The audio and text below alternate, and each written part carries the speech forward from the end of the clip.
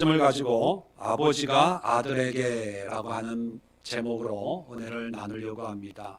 우리 지난주에 우리의 신앙이 여호와 하나님 신앙에서 아버지 하나님 신앙으로 바뀌었다, 그렇게 말씀을 드렸습니다. 단순히 호칭의 변화만이 아니라 그 호칭을 통해서 하나님과 우리와의 관계가 이제 율법의 종이나 하나님의 종의 관계가 아니라 하나님의 아들의 관계로 바뀌었다, 그렇게 우리가 이해를 해야 됩니다. 자, 그래서 성경을 보면, 이제 신약 성경을 보면 우리를 하나님의 아들, 하나님의 자녀, 이런 표현을 이제 쓰게 됩니다. 자, 근데 아들 할 때 한국말로 번역된 우리 성경에는 구별이 잘 안 가는데, 원어적으로 보면 아들에도 두 종류의 아들이 있습니다. 첫 번째는 헬라어로 휘오스라는 단어를 사용하는데 말 그대로 아들입니다. 하나님의 아들 휘오스 할 때 예수 그리스도를 지칭합니다. 예수님이 하나님의 아들로 이 땅에 오셨습니다. 자, 여기서 또 조심해야 될 게 뭐냐면, 하나님의 관계를 인간의 언어로 표현하다 보니까 하나님의 아들 휘오스 그런 표현을 하는데, 그렇다고 해서 예수님이 하나님의 아들이고 하나님이 예수님의 아버지, 우리 육적인 아버지처럼 그렇게 이해하면 안 됩니다. 유대 사회 문화 속에서 이 성경이 이제 기록이 됐는데, 유대 문화 사회에서 아들이라고 하는 것은, 물론 인간 사회에서는 아들 하면 생물학적인 부모 자녀의 관계지만, 어떤 관계성에서는 아들 하면 그 부모와 동격으로 봅니다. 그래서 누구에게 제가 누구의 아들입니다 라고 하면 그 아버지 또는 가문의 대표성을 가지고 그 가문을 의미하는 그런 존재로 인식이 되기 때문에, 성경에서 하나님의 아들 예수 그러면 인간적인 생물학적으로 예수님은 하나님의 아들이구나 이렇게 생각해서는 안 되고, 예수님이 곧 하나님이구나 이렇게 이해를 해야 성경의 바른 의미를 이해할 수가 있습니다. 자, 두 번째 아들이라고 하는 것은 원어적으로 휘오데시아라는 단어입니다. 지난주에 말씀을 드렸는데 혹시 기억하십니까? 휘오데시아라는 말은 어떤 뜻이라고요? 양자라는 뜻입니다. 양자. 그런데 성경에서는 양자라고 표현할 때 로마서 8장에는 양자라고 표현을 하고 있는데, 번역을 하고 있는데, 오늘 에베소서 1장 몇 절입니까? 5절에 보면 자기의 아들들이 되게 하셨으니, 아들들 복수입니다. 이것은 예수님을 지칭하는 것이 아니라 모든 믿는 자, 믿음의 자녀들을 얘기하는데, 원어를 보면 휘오스가 아니라 휘오데시아 이렇게 기록이 되어 있어요. 원어적으로 번역을 하려면 양자들이 되게 하셨으니, 그런 의미로 우리가 이해해야 됩니다. 자, 그래서 우리는 하나님의 친아들이 아니라 양자예요. 양자의 의미는 뭡니까? 내 친아들이 아니지만 내가 친아들로 인정을 해서 친아들의 모든 권리와 권세를 다 주는 거예요. 그래서 우리 유교 사회에서는 친자식과 양자는 어떤 심리적으로 좀 차별이 갈 수가 있어요. 그런데 로마 시대나 유대 사회에서는 친자식이나 양자나 별로 차이가 없고, 이건 부끄러운 것도 아니고 숨길 것도 아니고 누구나 인정하고, 또 양자로 갔다면 당연하게 이 집의 상속자가 되고 이 집안을 위해서 어떤 모든 활동을 당연히 해야 된다는 어떤 사회적인 문화적인 인정을 받는 그런 사회입니다.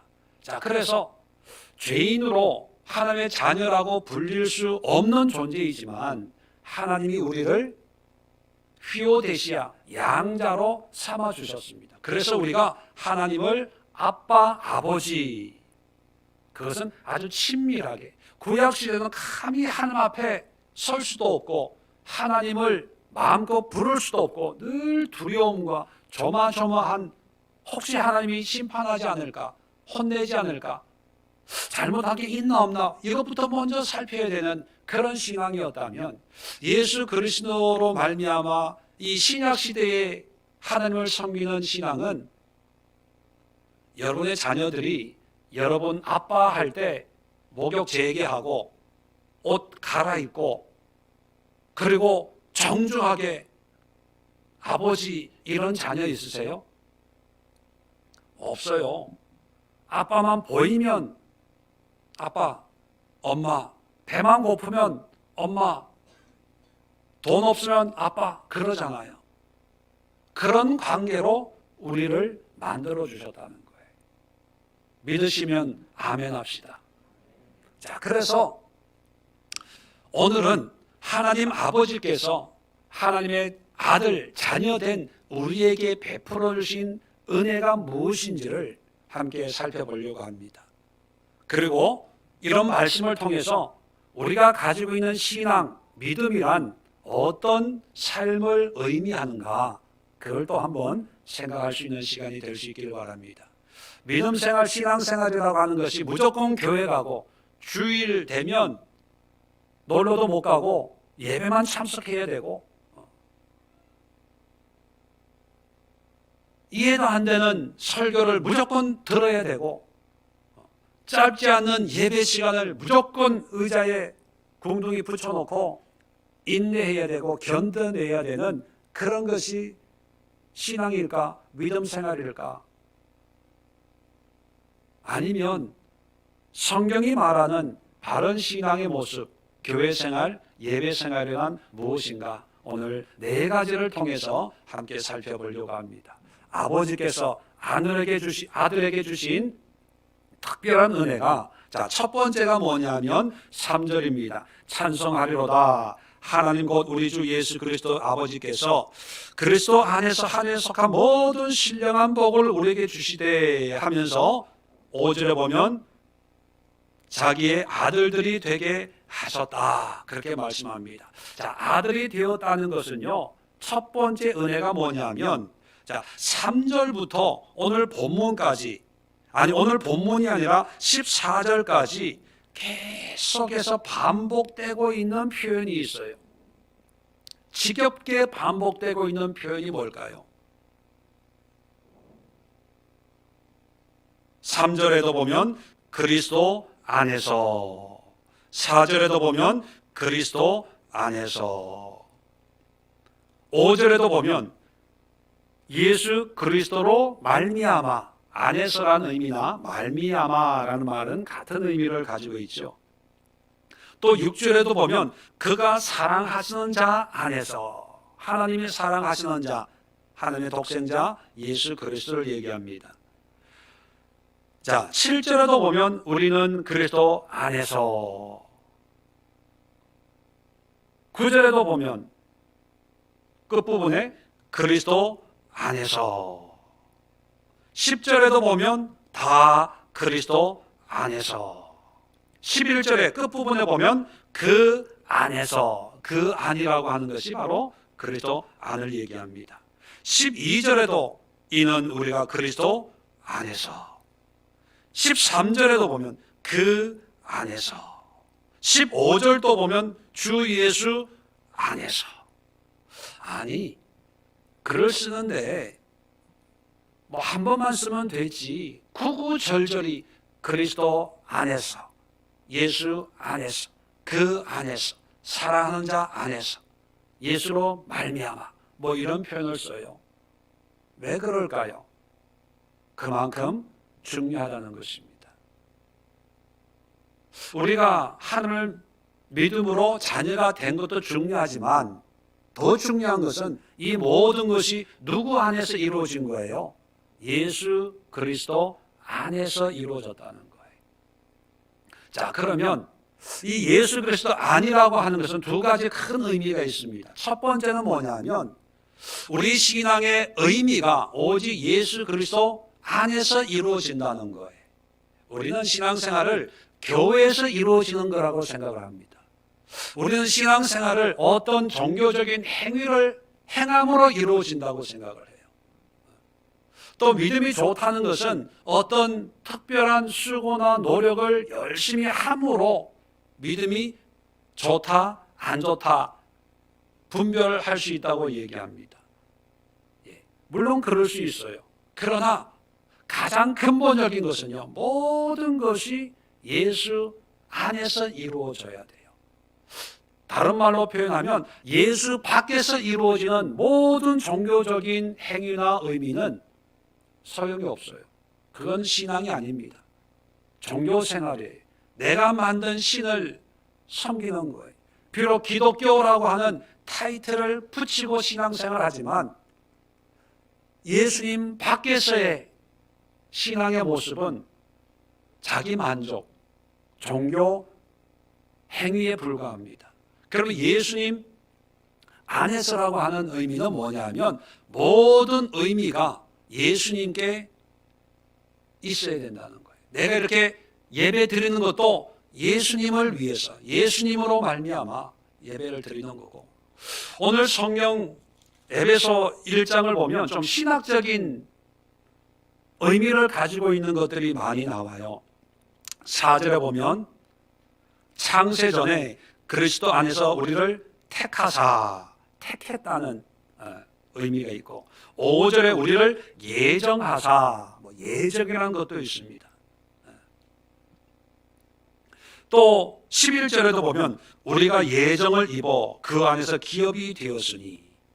자, 신학적으로 오늘날은 예정론이든지 선택, 또 선택했으면 선택 안 한 것을 유기라고 얘기해요. 버리는 것. 구원 받았냐 안 받았냐 이것을 창세전에 하나님 미리 예정하셨다. 이런 신학적인 이슈들이 참 많습니다. 신학적인 개념들이 참 많아요. 그래서 어떤 분들은 신앙생활하면서 내가 구원 받았는지 못 받았는지 궁금해해요. 자, 내가 구원 받았는지 못 받았는지 확실히 알 수 있는 방법은 뭘까요? 확인할 수 있는 방법. 죽어보면 알아. 근데 죽을 수가 없잖아요. 그러니까 의문을 가지는 거예요. 하나님이 나를 구원 받기로 예정하셨을까? 아니면 예정 안 했을까? 예정 안 했으면 내가 이렇게 열심히 해봐야 소용없는 거 아니야? 이런 생각을 가지는 분들도 있어요. 여러분, 저는 신학자가 아니어서 깊이 있게 알지는 못하지만 적어도 초대교회에 이 에베소의 교회를 다니는 성도들이 로마 감옥에서 쓴 편지가 에베소거든요.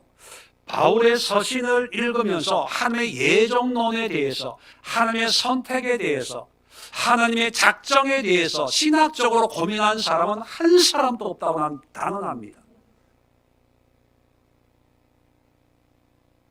오늘날에야 신학이 발달에 대해서 여러 가지 이야기를 하지만 사실 바울은 감옥에서 에베소 교인들에게 신학적인 걸 가르치려고 이 얘기를 쓰는 게 아니에요. 창세전에 선택을 하고 하나님의 예정을 하고, 이것은 뭐냐면 하나님 그만큼 너희를 사랑한다는 거예요. 충동적으로 하나님이 우리를 자녀 삼은 게 아니라 하나님의 생각하고 고민하고 계산한 결과 내가 너를 자녀 삼았다라고 하는 하나님의 마음, 하나님의 작정, 하나님의 그 사랑을 표현하기 위해서 창세전에 그리스도 안에서 너희를 택한 거야. 이런 표현을 쓴 거예요. 다시 말하면 우리의 모든 신앙의 의미는 예수 안에서 이루어졌다는 거예요. 그래서 우리 신앙에서 가장 중요한 것이 누구냐? 예수님이란 예수님. 교회보다 더 중요한 게 예수님이에요. 교회가 예수님을 보지 못하게 한다면 그 교회는 빨리 무너져야 되는 거예요. 없어져야 되는 거예요. 목사들이 예수님을 바라보는데 방해거리가 된다면 이 세상의 목사들은 다 없어져야 돼요. 그만큼 중요한 게 예수님이에요. 또 두 번째, 그리스도 안이라는 의미는 예수님을 위해서라는 의미입니다. 모든 것이 예수님을 위하는 거예요. 목적이 예수님께 영광이 되는 거예요. 하나님께 영광이 되는 거죠. 어떤 분이 그런 얘기를 합니다. 목사님, 이제 내가 구원받았어요. 아주 기쁘고 감격스러워서 이제 구원의 확신이 있습니다. 내가 죽어도 하나님 나라에 갈 수 있는 그런 확신이 이제 생겨서 너무 감사합니다. 자, 그럴 때마다 참 목회자로서 흐뭇하고 보람되지요. 자, 그런데 중요한 것은요, 신앙이란 내가 구원받는 게 절대로 아닙니다. 성경의 구원에 대해서 얘기합니다. 또 여러 가지 은혜에 대해서 얘기해요. 또 하나님이 베푸신 그런 축복들을 얘기합니다. 우리가 신앙, 하나님을 예수 그리스도 안에서 신앙생활하는 목적이 예수님 안에 있음으로 해서 내가 구원받고 내가 잘되고 축복받기 위해서 신앙생활하는 것이 아니라 내가 구원받음으로 말미암아 함께 영광 돌리기 위함이에요. 내가 축복받음으로 함께 영광 돌리기 위함이라는 거죠. 링컨이 그런 설교를 했습니다. Of the people, by the people, for the people. 국민에 의한, 국민을 위한. 그런 유명한 연설 여러분 잘 아시죠? 마찬가지로 그리스도 안이라고 하는 의미는 예수님의 사람이 되어야 되고 또 예수님에 의한 하나님의 사람이 되어야 되고 마지막으로 예수님을 위한 for Jesus, 예수님을 위한 삶이 되기 위해서 신앙생활하는 거예요. 구원도요, 내가 죽어서 천국 가서 영생을 산다, 이건 주일학교 수준의 신앙의 구원론입니다.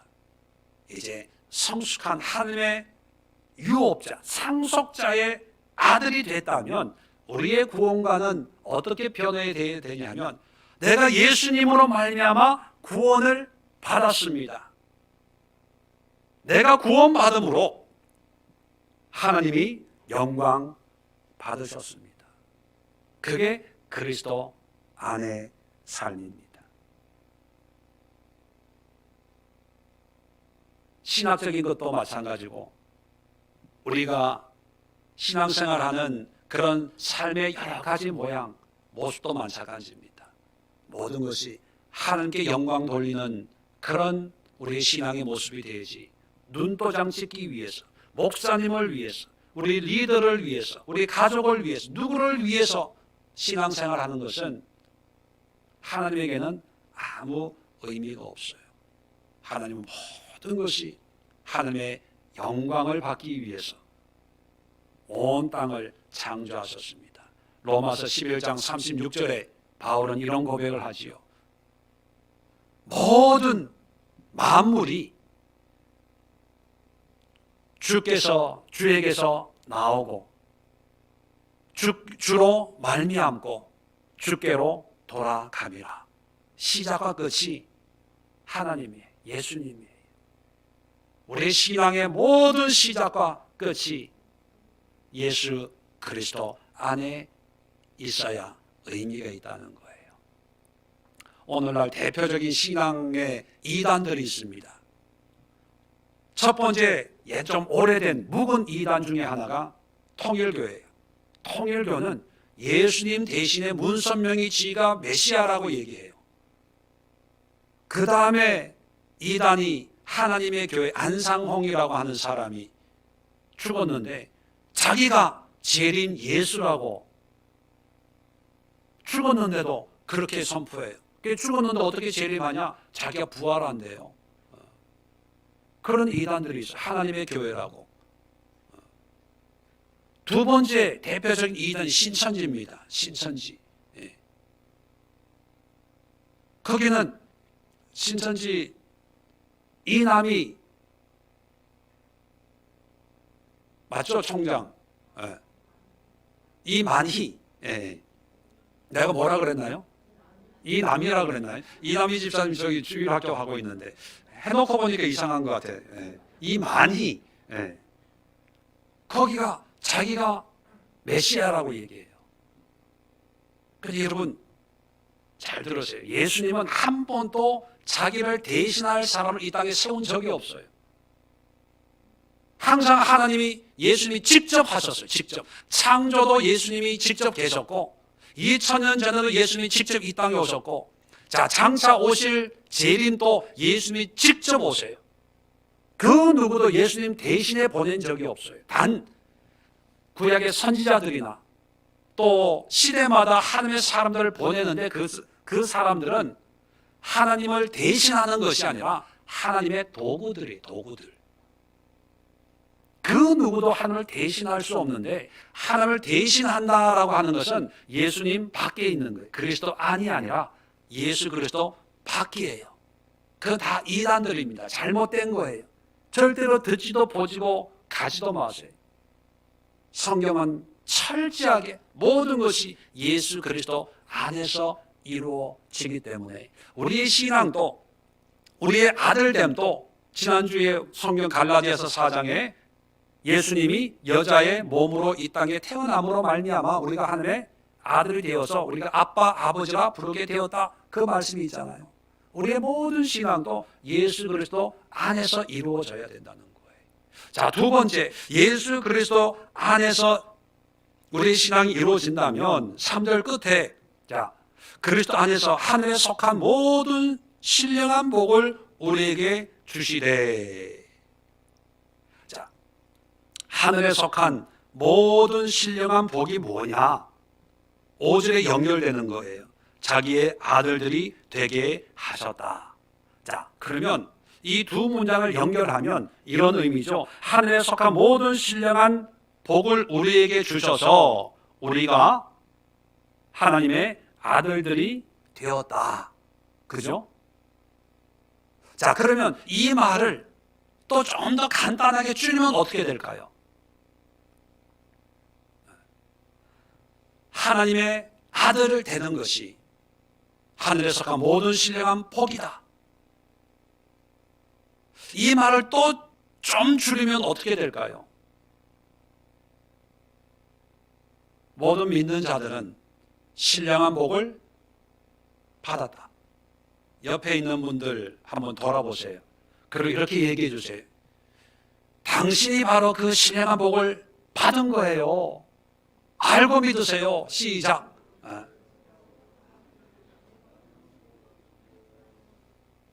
여러분 복 받은 줄 믿으십니까? 무슨 복을 받았어요? 아니, 형편을 봐요. 복 받았어요, 못 받았어요? 아니, 처지를 보라니까. 은행 통장을 봐요. 복 받았어요, 못 받았어요? 아니, 제대로 평소에 대답하던 대로 하라니까. 괜히 또 오늘 배웠다고. 이금실 집사님 복 받았어요, 안 받았어요? 통장 열어보니까 못 받았어요. 교회에서는 받은 것 같은데 집에 가니까 못 받은 것 같아요. 여러분, 오늘 성경에 하늘에 속한이에요. 하늘에 속한이라고 하는 것은 이 땅에 속한 게 아니라는 의미가 되겠죠. 하늘에 속한 건데 모든 신령한 복이래요. 그리고 우리가 일반적으로 추구하는 복은 아닐 수 있다는 거예요. 그리고 예수를 믿음으로 말미암아 내 환경에 복이 임한다는 거예요? 안 임한다는 거예요? 안 임한다는 얘기는 없어요. 얘기를 안 하고 있을 뿐이지. 임할 수도 있고 안 임할 수도 있고, 그거예요. 그런데 100% 누구든지 하나님의 아들이 되면 100% 예외 없이 임하는 복이 있어요. 그것은 땅에 속한 복이라는 거예요? 하늘에 속한 복이라는 거예요? 하늘에 속한 복. 자, 또 신령한 복은 개념적으로 뭐가 대비되는 거예요? 세상적인 복과 대비되는 거예요. 그죠? 그러면 예수를 믿어도 세상적인 복은 있을 수도 있고 없을 수도 있지만 100% 임하는 복은 무슨 복이다? 신령한 복이다. 신령한 복이다. 그러니까 하나님의 아들이 되면 하나님 아버지께서 환경적으로, 여건적으로는 상황과 여러 가지 모양과 모습이 천차만별이지만, 그러나 100% 누구에게나 예외 없이 베푸는 축복이 있는데, 하늘에 속한 신령한 복이에요.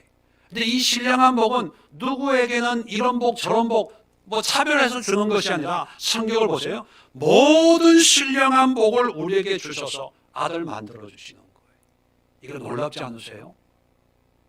우리가 신앙생활 하는 것이 그저 끌려다니는 신앙이 아니고 교회에 매여 있는 신앙이 아니고 뭘 봉사해야 되고 뭐 집사 직분 받아야 되고 뭐 권사 직분 받아야 되고 장로 돼야 되고 목사 돼야 되고 전도사 돼야 되고 뭐 이러는 게 아니에요.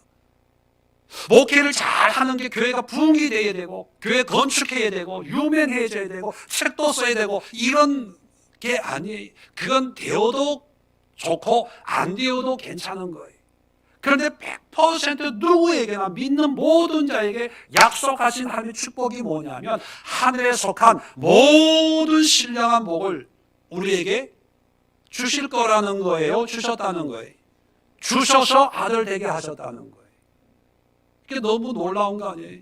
다시 한번 옆에 있는 분들에게 이제는 이렇게 인사하세요. 집사님, 나를 뜨문뜨문 봤지만 이래봬도 하늘의 신령한 복을 다 받은 사람이야. 시작.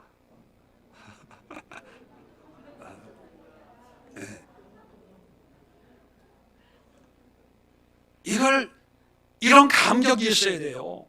왜 한 영혼이 구원받으면 하늘에서 잔치가 일어날까요? 왜 99마리의 양보다 한 마리 잃어버린 양을 찾고 돌아오는 그 목자가 그렇게 기뻐하고 감격해야 할까요? 바로 이런 복을 누리는 거예요. 왜 아들 되는 게 이렇게 신령한 복일까? 여러분 성경을 다시 한번 봅시다. 자, 4절에 이제 복에 대해서 4절에 곧이라는 것은 3절과 이제 연결되는 거예요. 의미가 곧 창세전에 그리스도 안에서 우리를 택하사 우리로 사랑 안에서 그 앞에 거룩하고 흠이 없게 하시려고 5절에 아들이 되게 하셨대요. 자, 아들이 됐는데 어떤 아들이냐? 거룩하고 흠이 없게 하셨대요. 왜 하나님은 그냥 이제부터 너는 내 양자다 말만 하지 않고 그 아들을 거룩하고 흠이 없게 만들었을까? 이유는 단 한 가지예요. 하나님 앞에 서기 위해서는 우리가 거룩하고 흠이 있으면 안 돼요. 죄가 있으면 안 된다는 얘기예요. 하나님은 거룩한 분이기 때문에. 자, 그렇기 때문에 양자가 되면 하나님 앞에 설 때는 거룩하고 흠이 없어야 돼요. 자, 흠이 없고 거룩하게 하기 위해서는 하나님 앞에 서도록 하기 위함이에요. 다른 말로 표현하면 하나님을 이제 아빠, 아버지라고 친근하게 부르면서 하나님 앞에 나아갈 수 있게 만들기 위해서 거룩하고 흠이 없게 만든 거예요. 명목상 아들을 만드는 게 아니라 아들과 아버지가 친밀해지는 거예요. 친밀해지려면 어떻게 됩니까? 자주 얼굴 보고 만나야 되죠. 집안에 아빠가 퇴근했는데도 방문 열지도 않고 자식들이 아빠 오셨어요? 그러면 아빠들이 좋아해요? 싫어해요? 싫어해요. 자꾸 봐야 돼요. 아빠가 오면 달려가서 안겨야 되고 밥 먹으면 안겨야 되고 같이 먹어야 되고 소파에 앉아서 TV 보면 아빠 TV 보지 말고 나 좀 봐. 나만 바라봐. 뭐 그래야 되고 재롱을 부려야 더 사랑이 가는 거예요. 자, 마찬가지로 하나님은 더 이상은 무서운 분이 아니에요. 어려운 분이 아니에요. 이제 아빠, 아버지라 부르는 우리가 양자가 됐으면 이제 하나님을 부지런히 찾아야 되는데 찾기 위해서는 거룩하고 흠이 없어야 돼요. 그런데 하나님께서 우리를 양자 삼는 동시에 거룩하고 흠이 없게 만들어 주신 거예요. 자, 그렇기 때문에 우리는 이제 하나님을 마음껏 만나러 나갈 수가 있는 거예요. 에베소서 3장 앞으로 가서 12절 한번 보세요. 자, 3장 12절 13절을 보면 우리가 그 안에서 또 여기도 그 안이라는 말이 나오죠. 그를 믿음으로, 그가 누굽니까? 예수 그리스도예요. 그를 믿음으로 말미암아 담대함과 확신을 가지고 하나님께 나아감을 얻었느니라. 이제는요, 담대함과 확신을 가지고, 이 말은 다른 말로 쉽게 표현하면 꺼리낌 없이 아무 때나 어떤 모습으로든지 하나님께 나아감을 얻었대요.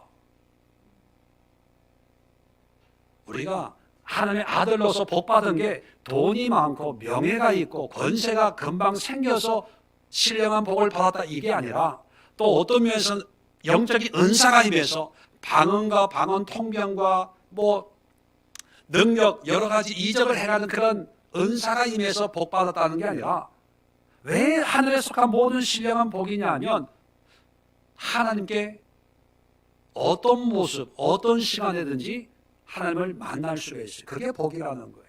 자, 그래서 13절 보세요. 그러므로 너희에게 구하노니 너희를 위한 나의 여러 환난에 대하여 낙심하지 말라. 지금 바울은 로마 감옥에 갇혀 있어요. 에베소서는 그래서 옥중서신이다 이런 별명을 가지고 있습니다. 2000년 전에 감옥에 갇혔다는 것은요, 죽을 수도 있는 상황이에요. 그리고 지금 바울이 갇힌 제목이 뭐냐면 황제 숭배를 거절하고 있거든요. 황제를 거부하는 죄예요. 예수가 주다 이러고 떠들고 다니니까 감옥에 갇힌 거거든요. 그러니까 반역이나 역적죄로 죽을 수도 있어요. 물론 나중에 이제 역적으로 반역으로 순교를 당하게 되겠지만, 죽음을 눈앞에 두고 있는데도 나의 여러 환난에 대하여 걱정하지 마 그러는 거예요. 한 걸음 더 나아가서 이는 너희의 영광이니라. 영광이래요. 잘된 거래요. 아니 세상에 이런 말이 어디 있어요. 망했는데 부도났는데 이게 영광이래요. 한마디로 세상 환경과는 별로 상관이 없다는 거예요. 왜요? 하늘에 신령한 모든 복을 누려서 하나님의 자녀가 되고 감옥에서라도 하나님을 만날 수 있는 그런 특권을 내가 가지고 있으니까, 내가 비록 감옥에 갇혔다고 해서 염려하고 걱정하지 마. 이것이 너희의 오히려 영광이야. 이렇게 얘기하는 거예요. 뭐냐 하면 하늘에 속한 모든 신령한 복이 세상에 속한 모든 엄청난 축복보다 훨씬 뛰어나다는 거예요. 그 뛰어난 이유가 뭐냐? 다른 게 없어요. 하나님을 언제든지 만날 수 있는 그런 신분이 됐다는 것입니다. 자, 그래서 여러분, 우리는 하늘에 속한 모든 신령한 복을 가지고 있어요. 자, 그렇기 때문에 다른 복을 찾지 마십시오. 세상의 복을 찾지 마십시오. 세상에서 인정하는 그런 환경을 찾지 마세요. 그건 하나님이 시대와 때와 상황을 따라서 우리에게 나눠주시는 거예요. 받을 수도 있고 안 받을 수도 있습니다. 그런데 반드시 받아야 되고 누려야 되고 경험해야 될 게 뭐냐면 하나님께 나아가는 거예요. 감옥에 있어도 하나님을 찾고 부르짖고, 직장에서도 일터에서도 가정에서도 삶의 모든 현장에서도, 그리고 내가 화장을 했든 안 했든 침대에 누워있든 사무실에 가있든 어떤 환경 여건 속에서도 우리는 하나님의 아들로서 하나님을 찾고 부르고 함께 나아갈 수 있는 그런 신분이 보장되어 있는 거예요. 그렇다면 하나님을 찾아야지요. 아들이 됐는데도 1년 동안 연락 한 번 없어. 그러면 보통 뭐라 그래요? 자식보다 이웃이 더 좋다 뭐 이런 말 하잖아요. 하나님을 찾지 않는데, 평생 신앙생활 하는데 기도도 제대로 안 해. 하나님을 의지하지도 않고 구하지도 않고 요청하지도 않아요. 아무리 양자로 드렸는데 남처럼 살아요. 그러면 아들이 아니지요. 의미가 없지요. 그런 신앙인들이 얼마나 많습니까? 여러분, 목사만 기도 많이 하는 게 아니에요. 기도 많이 하는 권사님, 전도사님만 기도해서 영빨이 있어가지고 응답 받아주는 게 아닙니다. 하나님은 모든 성도들, 모든 하나님의 백성들이 아빠 나왔어요. 하나님을 찾아주길 바라요. 그렇게 하도록 모든 신령한 복을 주셨어요. 그 신령한 복에 거룩하게 하고 흠없도록 만들어 주셨습니다. 여기서 또 오해하지 마세요. 거룩하고 흠없다고 그래서 예수 믿는 순간부터 죄 안 짓고 허물 없는 상태가 됐다는 게 아니에요. 나중에 조금 이따 또 설명드리겠지만 여전히 허물이 있어요. 죄가 있어요. 그런데도 하나님이 자식으로 받아준다는 의미입니다. 그것은 마지막에 다시 한번 설명을 드리고요. 자, 세 번째, 하나님 아버지께서 우리 자녀들에게 주신 것이 뭐냐? 6절입니다. 자, 5절 위에 보면 자기 아들들이 되게 하셨으니 이는, 자, 5절과 연결된다는 거예요. 자, 이렇게 한 목적은 뭐냐면 그가 사랑하는 자 안에서 우리에게 거저 주시는 바 그 은혜의 영광을 찬송하게 하려는 것이라. 자, 아들이 됐다는 것이 하나님의 영광을 찬송하는 거예요. 자, 찬송하면 우리는 제일 먼저 어떤 개념을 떠올리냐 하면 음악적인 거예요. 찬송가를 부른다든지 복음성가 CCM을 부른다든지 아니면 하나님을 찬양하기 위해서 뭐 성가대나 뭐 오케스트라를 통해서 음악적인 것을 뭐 노래를 부른다든지 아니면 또 찬송하면 우리 입술로 뭔가 하나님 앞에 감사합니다, 고맙습니다, 너무 좋아요, 뭐 이런 어떤 고백, 감사를 드리는 것이 찬송이다라고 생각을 합니다. 근데 성경을 잘 보면요, 다시 한번 성경을 봅시다. 5절에 보면 자기의 아들들이 되게 하셨다. 되게 했어요. 만들었어요. 그래서 신분이 바뀌는 거예요. 종에서 아들로 신분이 바뀌는 거예요.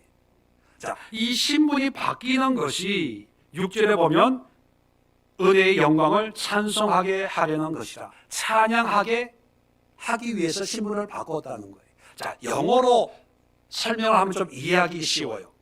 아들이 됐다는 것은 존재의 변화예요. 이것을 being, 영어로 B-E-I-N-G, being, 뭐뭐가 되다는 의미잖아요. 어떤 존재가 되었어요. 이 being이 6절에 보면 하나님을 찬양하는 거예요. doing이 되는 거예요. doing.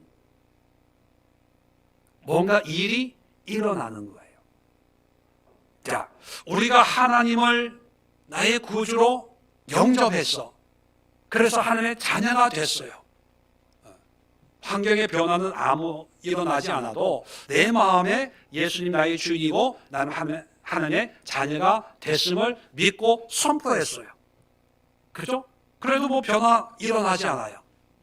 그런데 하나님은 나의 변화, 나의 존재의 변화로 인해서 하나님은 그것을 찬양하는 것으로 여긴다는 거예요.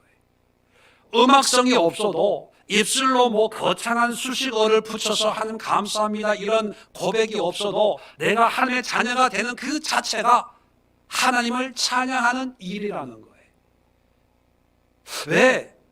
왜 존재의 변화가 어떤 일을 일으키는 원동력이 될까? 이게 바로 하나님의 비밀인데요. 하나님의 존재 방식이 바로 이 비밀을 의미합니다. 이게 무슨 뜻이냐 하면 여러분 잘 아시는 것처럼 모세가 출애굽할 때 하나님의 부르심을 받습니다. 그럴 때 모세가 뭐라 그러냐면 하나님, 이스라엘 백성들이 하나님이 나를 보냈다고 하면 하나님이 어떤 분인가 물어볼 텐데 만약에 하나님이 누구냐 그러면 내가 그들에게 뭐라고 대답해야 돼요? 이렇게 물어봐요. 그랬을 때 하나님이 뭐라고 말씀하냐 하면 가서 스스로 있는 자가 이렇게 하라고 했다고 얘기해라. 그렇게 얘기합니다. 하나님은 자기 자신을 어떻게 표현하냐면 나는 스스로 있는 자. 그런데 영어 성경을 보면요. 영어로 어떻게 표현했냐면 I am who I am 이에요. 굳이 번역을 하면 나는 이다예요. 나는 이다. 이걸 또 줄이면 그냥 being이 나는 존재하는 자야. 존재. 그냥 있는 거야. 그게 하나님이에요. 하나님은 그냥 존재하는 거예요. 하나님이 존재함으로 그 존재하는 그 자체가 의미를 만들어내는 거예요. 자, 우리가 하나님의 나라라고 얘기하잖아요. 하나님의 나라는 어떤 모양일까요? 모양과 형태가 있어요? 없어요. 단지 하나님의 나라란 하나님이 계시는 곳이 하나님의 나라예요. 천국이 어떤 곳일까요? 여러분, 천국을 어떻게 상상합니까? 잔디처럼 금이 깔려져 있고 다이아몬드가 지천에 있고 수정 바다가 있고, 그럴 거예요. 그런데 근본적으로 천국이라고 하는 것은 하나님이 계시는 곳이에요. 반대로 지옥은 어떤 곳일까요? 우리는 그냥 그림을 그렇게 그리죠. 유황불못이 있고 막 고통하고 신음하고. 그런데 왜 불이 있고 고통하고 신음하냐? 그 근본적인 이유는 하나님이 안 계시기 때문이에요. 왜 내 마음이 천국이 되는 거예요? 하나님이 계시니까. 내 마음이 지옥이 되려면 하나님이 안 계시는 거예요. 하나님이 계심으로 우리 삶의 변화가 일으키는 거예요. 이게 하나님의 존재 방식이에요. 그래서 우리의 신앙도 뭐냐면 먼저 빙이 돼야 돼요. 존재가 돼야 돼요. 신약에 오면 예수님이 나는 양의 문이다, 나는 선한 목자다, 이런 말씀을 해요. 헬라어로 에고 에이미라고 얘기합니다. 나는 이다, I am. 예수님은 목자로도 존재하시고 생명의 떡으로도 존재하시고 생수로도 존재하세요. 예수님이 존재하심으로 모든 능력이 나타나고, 예수님이 계시면 귀신이 떠나가고 병이 치료받는 거예요. 마찬가지입니다. 우리도요. 우리는 신앙생활하면서 뭔가 자꾸 몸을 움직이려고 해요. 도잉을 먼저 하려고 해요. 교회 왔는데 할 일 없어요? 내가 신앙생활 하려고 하는데 봉사할 것 없어요? 할 것 없어요? 해야 된다고 생각을 하는 거예요. 하는 것도 중요합니다. 하지 말라는 게 아니에요. 그런데 뭔가 하기에 앞서서 내가 어떤 존재가 돼야 되냐, 그게 급선무예요. 내가 먼저 하나님의 자녀가 되는 것이 먼저예요. 그래서 제 교회에 오면 누구든지 봉사하려고 하지 마세요. 일하려고 하지 마세요. 그래서 무슨 행사 이런 걸 전혀 안 해요. 예배에 집중하고 기도와 말씀. 어떤 데는 전도도 하지 말라 그러잖아요. 괜히 전도해가 자기가 똑같은 사람 만들어서 다시 나가거든요. 전도도 하지 말고 먼저 하나님 앞에 바른 신앙, 바른 믿음으로 내가 존재의 변화가 일어나면 전도하지 말라 그래도 내 안에 있는 성령께서 전도하게 돼. 아무리 열심히 봉사하고 11조 드리고 열심히 충성하는데도 전도해 오세요 그러면 누굴 전도해? 내 주변에 전도할 사람 아무도 없어. 그렇게 얘기를 해요. 그런데 내가 하나님의 자녀가 되면요, 보는 사람, 만나는 사람, 버스에서 만난 사람, 시장에서 만난 사람, 슈퍼에서 만난 사람 다 저 사람이 구원받아야 되는데, 예수 믿어야 되는데, 경상도 사투리로 천지 삐까리예요. 봉사하라 그래도 뺀질뺀질 거려요. 아프다, 바쁘다, 힘들다, 놀아야 되는데, 쉬어야 되는데, 누구 만나야 되는데. 그런데 내가 하나님의 자녀가 되면요, 하나님 앞에 예배하고 싶어 미치겠는 거예요. 주일이 왜 그렇게 더뎌와. 예배 드리는 시간이 왜 이렇게 짧아? 목사님 1시간 더, 여기 추가 1시간요. 근데 열심히 봉사하면요, 일만 하면 왜 그렇게 그분은 안 오고 저분이 오는지 졸음이. 우리 목사는 왜 이렇게 설교를 길게 하지? 짧게 간단하게 끝내면 더 내야 텐데. 이렇게 생각하는 분들 얼굴 보니까 딱 3분 계셔. 다 알아요. 여러분, 몸을 움직이지 마세요. 몸을 움직이면 힘들어요. 눈치 봐야 되니까. 하다가 안 하면 또 누가 뭐라 그러고요. 하다가 또 누가 뭐라 그러면 또 시험 받아요. 그러니까 하던가 안 하려니까 사람 눈치 때문에 못 견디는 거예요. 그러니까 교회를 옮기는 거예요.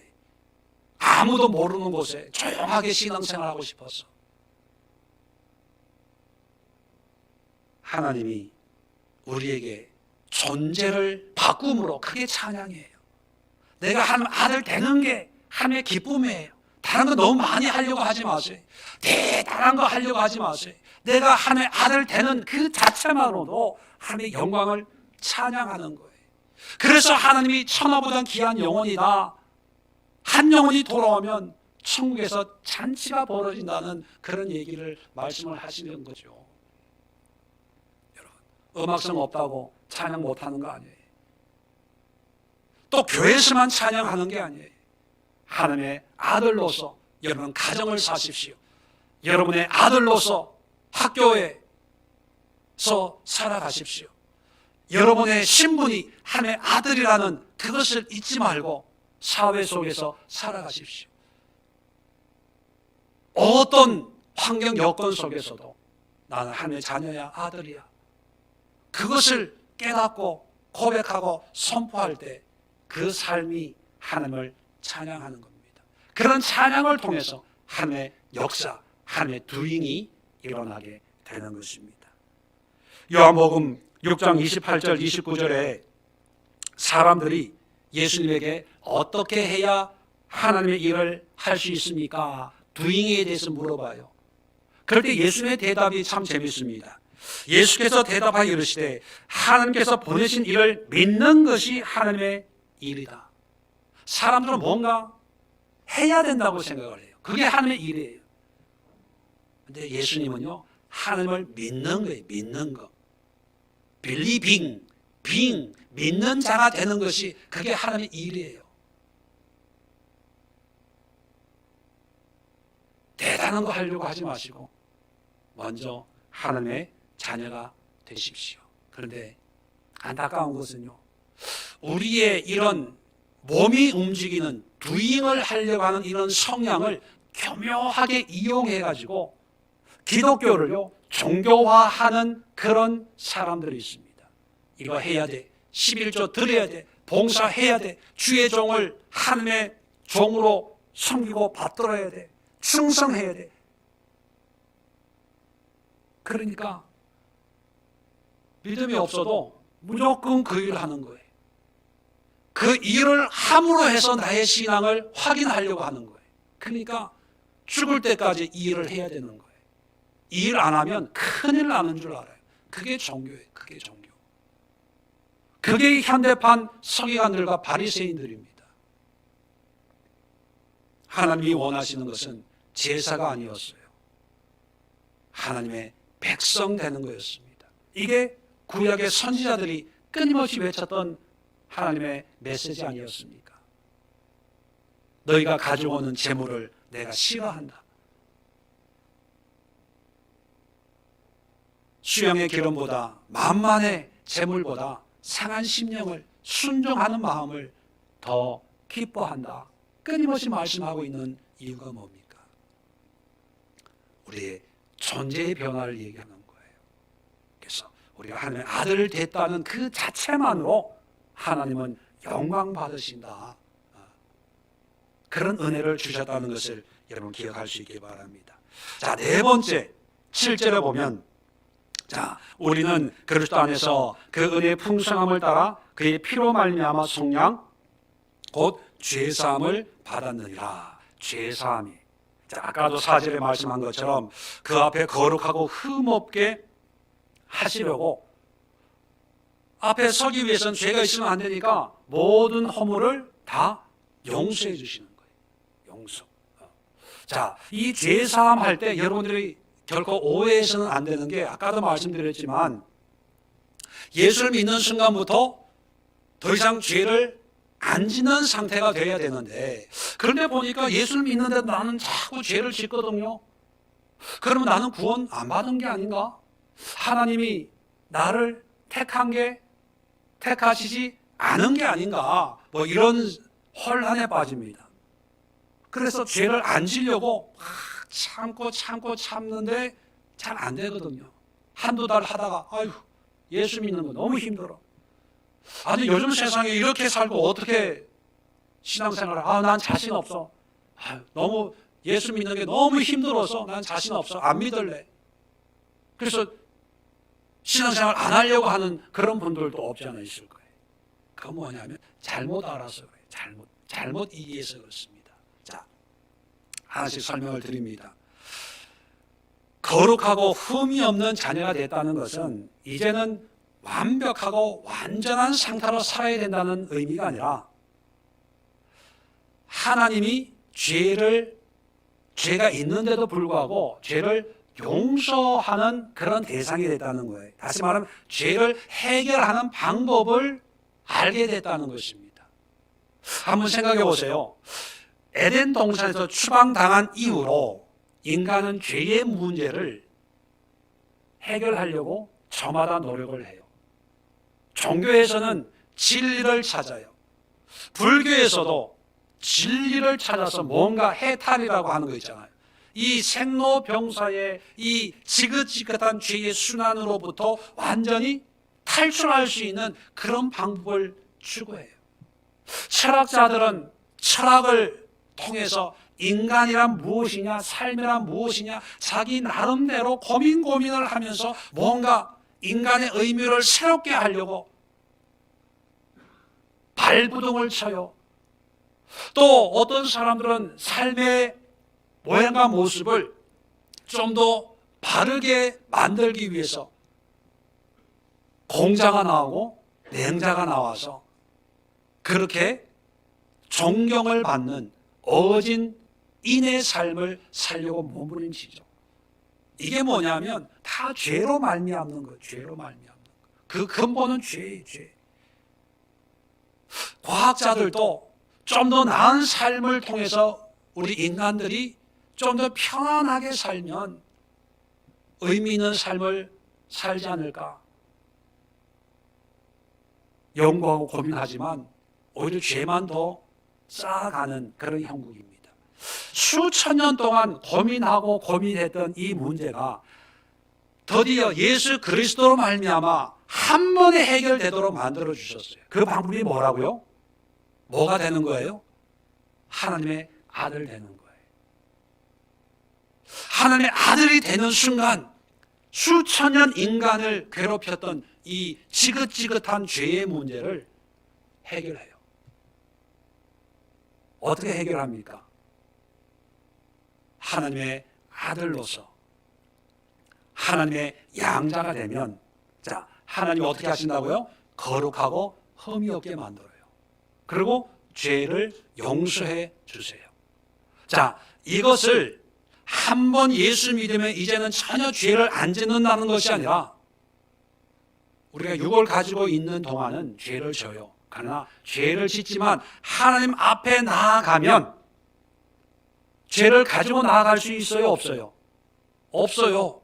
없기 때문에 하나님이 어떻게 해주신다고요? 거룩하고 흠이 없게 우리를 용서해 주세요. 이 원리. 우리가 뭔가 바르고 착하게 살아야 하나님이 용서해 주시는 게 아니라 우리가 하나님의 아들로 하나님 앞에 나아가기만 하면 되는 거예요. 대표적인 게 지난주에 누가복음 탕자의 비유에서 말씀드렸잖아요. 두 아들이 있는데 큰 아들은 정말로 속을 안 썩게 모범, 성실 그 자체예요. 그런데 이 둘째 아들은 성경에는 아버지한테 유산을 달라 그래서 탕진한 것만 나오지 이 둘째 아들이 학교 다닐 때 부단히 속썩였을 것 같아요. 부모님이 아마 이 아들보다 학교를 더 많이 다녔을 것 같아요. 드디어 이제 재산 다 탕진하고 노숙자 생활하다가 굶어 죽게 생겼으니까 그제서야 나도 빈대도 낯짝이 있는데 이 몰골로 어떻게 아버지 집에 가서 아들이 돌아왔습니다 할 수 있겠냐. 차라리 종으로 써 주었으면 좋겠다. 그리고 종이 될 요량으로 집으로 돌아와요. 그 모습이 뭡니까? 죄 덩어리거든. 죄 덩어리. 그런데 아버지의 반응이 어때요? 멀리서도 아들인 걸 보고 버선발로 뛰쳐나와서, 물론 성경에 그런 말이 없지만 아들을 얼싸안고 인벌 맞추고 옷을 다 갈아입히고 목욕시키고 잔치하고 죽었던 내 아들이 다시 돌아왔다. 그게 탕자 이야기잖아요. 그게 하나님의 마음이라고 얘기하잖아요. 우리는 하나님 앞에 갈 때 뭐 좀 재인 척하고 있는 척하고 하다 못해 친구 차라도 빌려 타고 벤츠 타고, 벤츠가 없으면 신집사 차 좀 빌려 타고, 집사님 이번에 고향 가야 되는데 부모님 만나야 되는데 차 하루만 좀 빌립시다. 옷도 없어가지고 목사님 그 양복 한 벌 좀 빌려주세요. 그렇게 입고 부모님을 만나야 좀 체면이 선다고 생각을 해요. 근데 하나님은 아니에요. 하나님이 우리를 양자 삼은 것은 그런 외식적인, 거칠애적인, 형식적인 그것이 아니라 그냥 다 망해먹어도 아버지하고 돌아오기를 원해요. 그러면 아버지가 그 더러운 옷을 다 씻어주는 거예요. 바꿔주는 거예요. 목욕시켜주는 거예요. 다시 내 아들이라고 아들의 위치로 회복시켜주는 거예요.